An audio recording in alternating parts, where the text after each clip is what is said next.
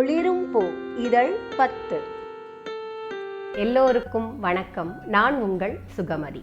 இன்று பிறந்த நாள் மற்றும் திருமண நாள் காணும் அனைத்து நல் உள்ளங்களுக்கும் எனது மனமார்ந்த அன்பார்ந்த நல்வாழ்த்துக்கள். வாழ்வில் எல்லா வளமும் நலமும் பெற்று பல்லாண்டு வாழ்க.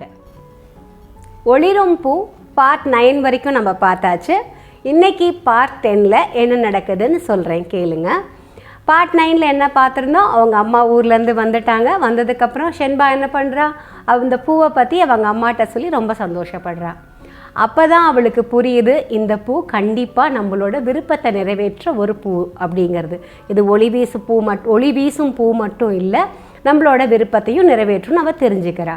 தெரிஞ்சுட்டு என்ன பண்ணுறா, அவங்க அம்மா கிட்ட பூவை பற்றி எல்லாம் சொல்லிட்டு அன்னைக்கு நைட்டு அந்த பூக்கிட்ட போய் ஒரு முக்கியமான அவளோட விருப்பத்தை சொல்கிறா. என்ன முக்கியமான விருப்பம், என்ன சொல்கிறா அப்படிங்கிறத இந்த கதையில் பார்க்கலாம். வாங்க கதைக்குள்ளே போகலாம். பள்ளி முடித்து வந்த செண்பகம் இரவு வரை காத்து கொண்டிருந்தாள். செண்பகத்தின் அப்பா ஊருக்கு சென்று விட்டார். அவர் சென்ற பிறகு அந்த பூவை பற்றிய அனைத்து விஷயங்களையும் அவள் அம்மாவிடம் சொல்லிக் கொண்டிருந்தாள். வியந்து கேட்கும் அவள் அம்மாவையும் ரசித்து கொண்டே சொல்லிக் கொண்டிருந்தாள்.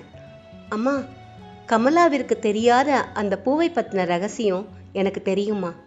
அது ஒளி வீசுகிற மலர் மட்டும் இல்லைம்மா, அது விருப்பத்தை நிறைவேற்றக்கூடிய மலரும் தான் என்றாள் செண்பகம். அப்படியா என்று ஆச்சரியத்தோடு கேட்டாள் அவளின் அம்மா. ஆமாம்மா, அந்த பூ மூலமாக நான் நிறைய நல்லது பண்ண போகிறேம்மா. யாருக்கெல்லாம் கஷ்டம் வருதோ அவங்களுக்கெல்லாம் அந்த கஷ்டத்தை தீர்த்து வைக்கிறதுக்கு நான் அந்த பூக்கிட்ட தான் நான் வேண்டிக்க போகிறேம்மா.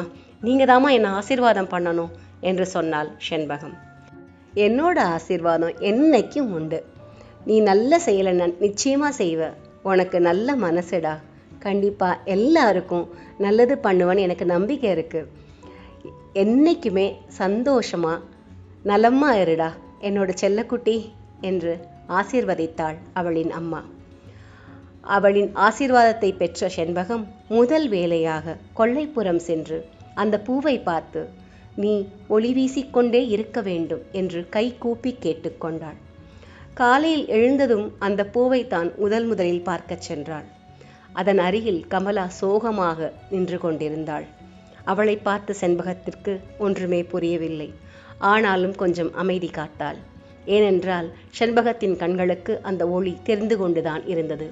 அதை முகத்தில் காட்டாமல் கமலாவை பார்த்தாள் செண்பகம்.